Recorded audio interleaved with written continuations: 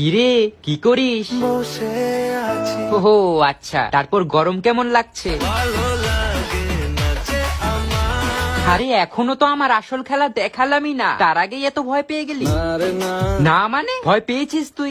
আরে না এই একদম মিথ্যে বলবি না, সত্যি করে বল। চলো বলে ফেলি হ্যাঁ সত্যি করে বল, এত গরম সহ্য করতে পারবি তো? আমি পারবো না কেন কেন পারবি না কেন? বোঝাবো কি করে তোকে আচ্ছা ছাড় বাদ দে, তোর ফ্যান অফ কেন? কারেন্ট নেই আরে না কেন? ও আবার কোথায় গেছে? কেন সন্ধে সন্ধে নামলে সে পালায়